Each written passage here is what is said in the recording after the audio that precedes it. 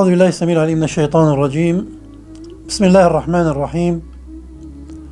الحمد لله رب العالمين، والصلاة والسلام على سيدنا محمد وعلى آله وصحبه أجمعين، ونشهد أن لا إله إلا الله ونشهد أن محمدا عبده ورسوله، وبعد.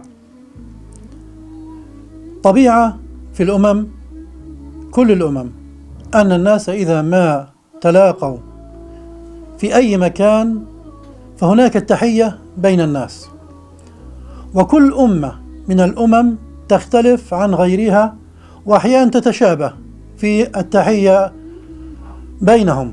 فنرى بعض الناس يرفع يده محيا من يلقاه، ومنهم من يرفع حاجبه لذلك، ومنهم من يرفع القبعة احتراما وتقديرا وتحية، ومن الناس من يضع يديه بشكل معين هي من باب التحية.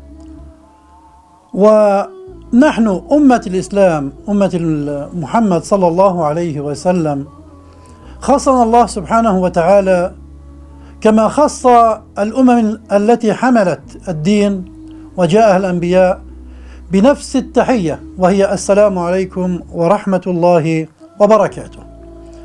مثال ذلك لما قال الله سبحانه وتعالى: هل أتاك حديث ضيف إبراهيم المكرمين؟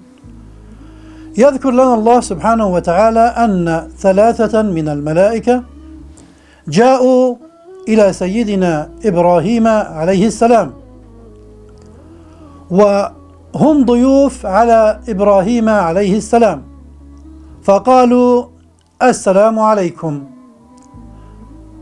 فحيوا إبراهيم عليه السلام بتحية الإسلام لما قالوا له السلام عليكم. فهي سنة وعبادة أن الضيف إذا جاء إلى بيت إنسان أو مكان إنسان معين أن يبادر مباشرة ويقول له كلاما يدل على السلام والأمان والطمأنينة لصاحب هذا المكان. وهذا ما قام به الملائكة لما دخلوا على إبراهيم عليه السلام، فقالوا سلاما. وإبراهيم عليه السلام هو لا يعرفهم ولا يعرف من هم ليسوا من أهل المنطقة، جاءوه على شكل بشر، فهم بالنسبة له منكرون، فقال مباشرة سلاما، ما أخر رد السلام عليهم.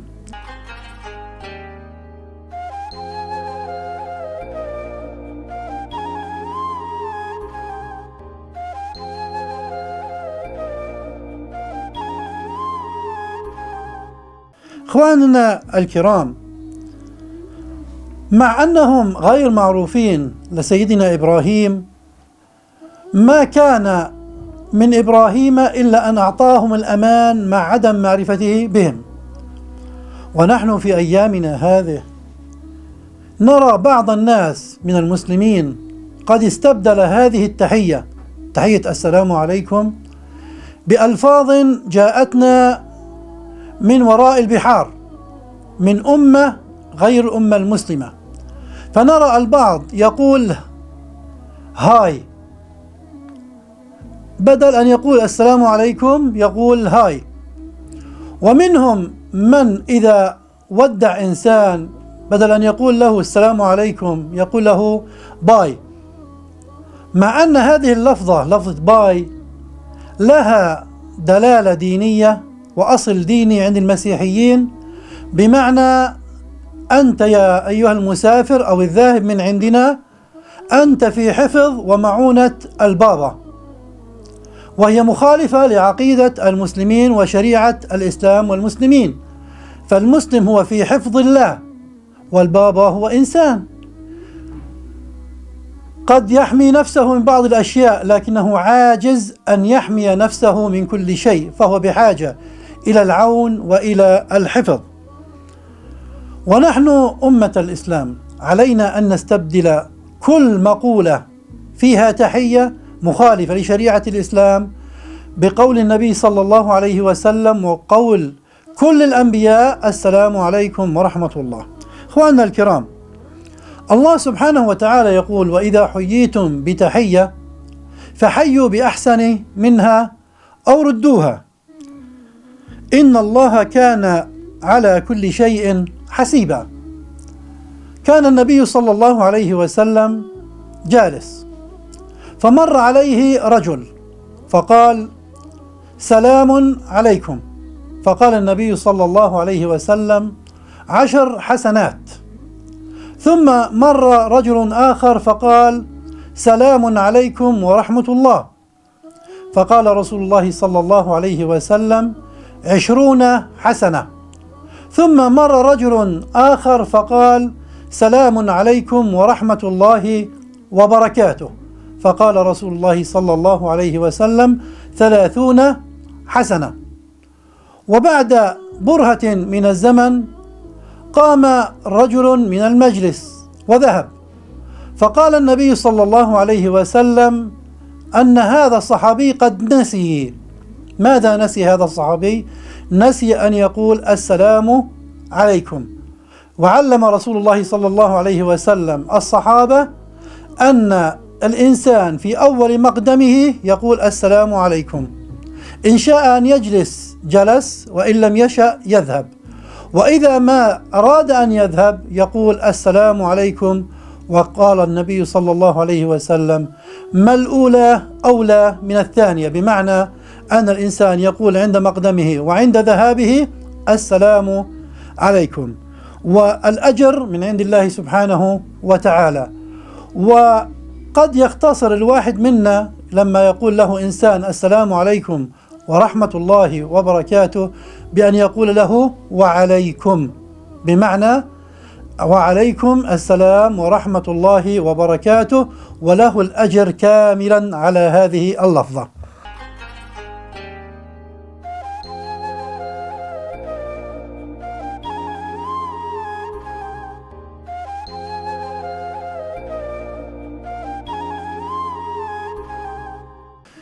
النبي صلى الله عليه وسلم في يوم من الأيام يقول للصحابة: لن تدخلوا الجنة حتى تؤمنوا، ولن تؤمنوا حتى تحابوا، ألا أدلكم على شيء إذا فعلتموه تحاببتم؟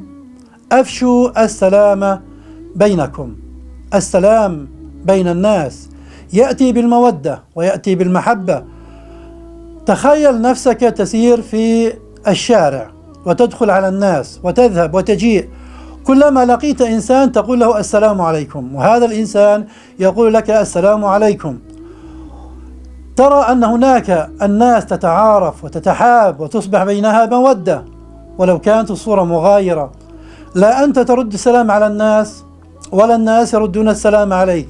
تخرج من بيتك وتعود من بيتك لا تطرح السلام على أحد ولا يرد السلام عليك أحد، تشعر أنك غريب في هذا المجتمع. فالسلام عليكم تأتي بالمحبة والمودة بين الناس، وهذه المحبة والمودة تأتي بالإيمان، والإيمان يدخلنا إن شاء الله إلى الجنة. فيا أيها الأحباب، نرجو من الجميع أن يعودوا إلى سنة الرسول صلى الله عليه وسلم بقول السلام عليكم ورحمة الله. ولا ننسى أن تحية الناس يوم القيامة في الجنة السلام عليكم، ولما يدخل الناس على أبواب الجنة يقولون لهم سلام عليكم طبتم فادخلوها. فهذه تحيتنا، إن شاء الله نكون ممن يستمعون القول فيتبعون أحسنه. والسلام عليكم ورحمة الله وبركاته.